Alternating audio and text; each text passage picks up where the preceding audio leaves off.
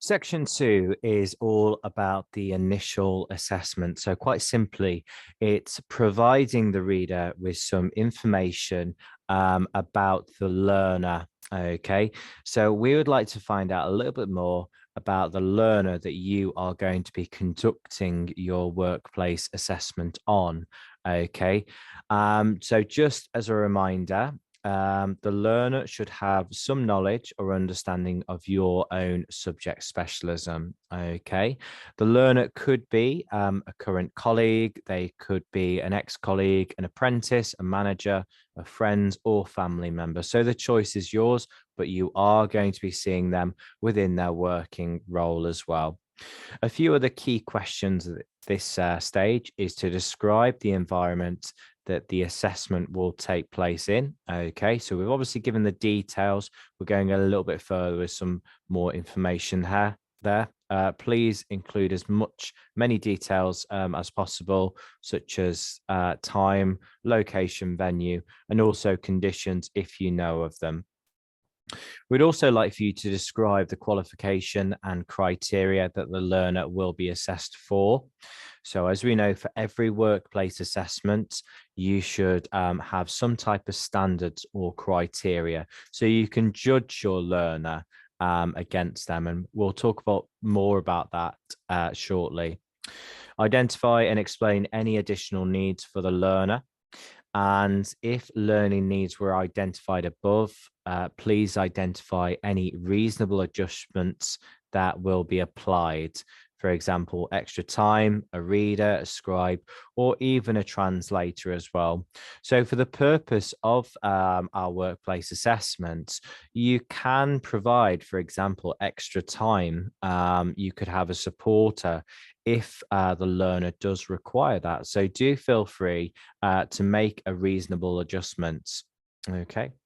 The last box is, will there be a qualified assessor present at the time of the assessment? If yes, please identify the name of the assessor. Okay, so if you are going to be observed by a qualified assessor, that could be a colleague or it could be someone from TrainAid. Please put the name of the qualified assessor there. If not, please leave blank. Okay, so we are going to complete this section. Okay, so I am going to fill out this section, and I am going to be reviewing my colleague Luke. Okay, so the learner name is Luke, so I'm going to put his name in there. So please don't forget this section.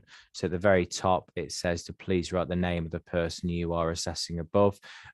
So please put in the name of the learner, so your colleague, for example. So this section is all about the person you are assessing, so our learner essentially. So Luke has worked at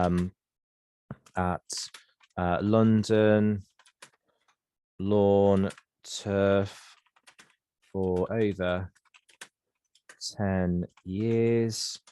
During that time, Luke's roles have included driver and office manager. Okay, so quite simply, we are starting to paint a picture. We're starting to fill in the details of the learner, of your colleague. So once again, they could be incredibly experienced within their role, but regardless, they can still experience an assessment. Okay, so we're now going to look at the environment that the assessment will take place within. Okay.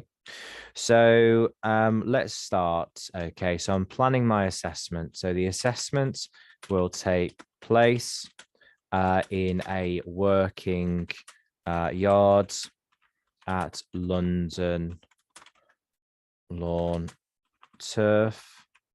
Okay, so we're starting to put in the details there of the assessment. The assessments will take place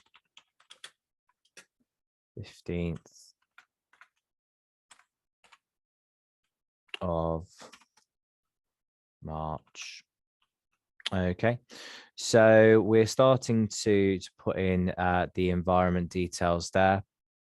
And one of the next sections, which is very important, is to describe the qualification or criteria that the learner will be assessed for. So as we know, for every assessment, you need to have some type of standards or criteria so you can judge them on their performance.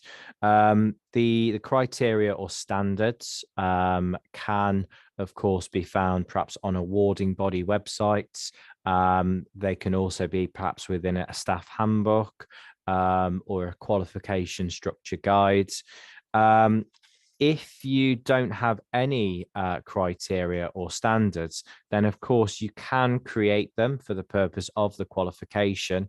However, it's very important that you do share the criteria with the person who is undertaking the qualification as well. So hopefully you can find some criteria. So the qualification criteria that we are going to be using is criteria VC2, which is the vehicle checks and yard safety. Okay. So in terms of the criteria, it's simply just one page. Okay, so try not to overcomplicate it here. Okay, so just one page is sufficient. So here is an example of my criteria. I will show this in later videos, but the criteria is very much just one page. Okay, but as I said, I will show that in our later video as well. So just remember, we are just describing the criteria here, but in a moment in our next videos, we're going to go into more detail. Any additional needs for the learner? So if there are no additional needs, then please put that down. So no additional support needs have been identified. Okay, so just ask if your colleague, the learner, does have any additional needs, and you can provide support. So put NA if there is no reasonable adjustments.